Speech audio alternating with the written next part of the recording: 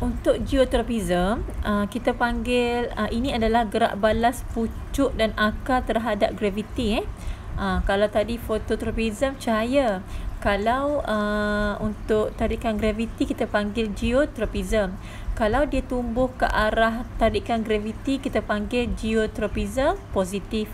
Kalau dia tumbuh menjauhi tarikan graviti kita panggil geotropism negatif. Contoh macam akar kan, akar ditumbuh ke arah tarikan graviti, so dia geotropism positif. Tapi kalau pucuk dia tumbuh menjauhi tarikan graviti, kita panggil geotropism negatif. Jadi teacher ringkaskanlah daripada jadual yang panjang-panjang ni. Okey, bila kita ada kita ada biji benih kita ada biji benih. Okey, kita ada biji benih. Okey, biji benih ni dia ada plumo, kemudian dia ada radikal. So ini plumo. Okey, ini radikal So teacher tulis ni guna jari je bukan iPhone pen sebab tu jadi besar, tak cantik tulisan teacher. Jadi bila kita letakkan biji benih ni mengufuk atas tanah, tarikan graviti ni dia akan menyebabkan ausin tu akan ada banyak di bahagian bawah kan, di bahagian bawah berbanding di bahagian atas. Jadi kesan kepekatan ausin tinggi pada hujung pucuk berbeza dengan hujung akar. Kalau kepekatan ausin tinggi pada hujung pucuk, dia akan menyebabkan merangsang pemanjangan sel. Jadi dekat pucuk ni, bila mana ausin tu dia banyak di bahagian bawah berbanding bahagian atas, pemanjangan sel di bahagian bawah ni akan lebih cepat berlaku berbanding di bahagian atas. Ini menyebabkan pucuk ni akan tumbuh ke atas. So kita panggil dia sebagai geotropism negatif sebab dia menjauhi tarikan graviti.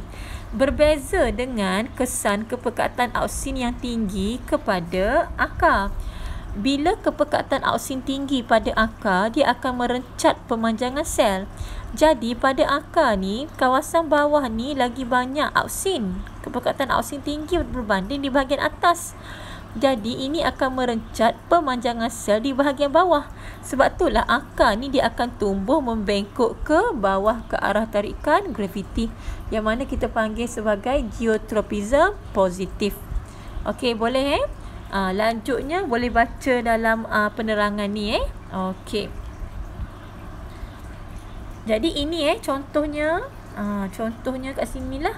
Kalau kamu tengok kan, hujung pucuk akan tumbuh ke atas, pucuk daun dia akan tumbuh ke atas, manakala akar dia akan tumbuh ke bawah. Okey. Jadi penggunaan hormon ausin dan etilina. Nak ingat senang je. Kalau ausin ni dia akan merangsang pertumbuhan. Kalau etilina ni dia akan merangsang pemasakan buah. Contoh kita ada buah mempelam banyak buah mempelam ada buah mempelam tak masak lagi, ada buah mempelam dah masak. Bagaimana kita nak suruh semua buah ni masak? Senang je. Kita letakkan semua buah yang masak tak masak dalam bekas, kita tutup. Jadi buah yang masak tu dia akan mengeluarkan bau harum kan. Itu adalah gas etilina So dia akan menyebabkan buah lain pun akan jadi masak juga, sebab gas etilina ni akan merangsang pemasakan buah. Lagi cepat letak dalam bekas beras, lagi terperangkaplah gas etilina tu. Okey. Kalau untuk ausin, dia merangsang pertumbuhan akar adventitious. Kita nampak kan akar yang banyak akar serabut keluar tu kan. Digunakan pada keratan batang untuk mempercepat pertumbuhan akar pada batang. Lepas tu kita tunjukkan dalam kultur tisu kan. Okey, sebagai racun rumpai. Yang ni yang teacher cerita tadi tu lah. Sebab dia digunakan sebagai herbicide dalam kepekatan yang tinggi untuk membunuh rumpai di cotyledon. Tetapi tumbuhan monokot tak diganggu. Contoh kita ada pokok jagung. Pokok jagung ni pokok monokot Bila tanam pokok jagung, mesti kan adalah rumpai daikot yang lain tumbuh kan. So kita boleh gunakan racun rumpai yang menggunakan ausin, kepekatan ausin yang tinggi. Sebab dia boleh menyebabkan merencat pemanjangan sel pada hujung akar, menyebabkan akar ni tak boleh tumbuh jauh ke dalam tanah, tak dapat nak mendapatkan air dan garam mineral yang mencukupi, maka rumpai dicotyledon ni pun akan matilah.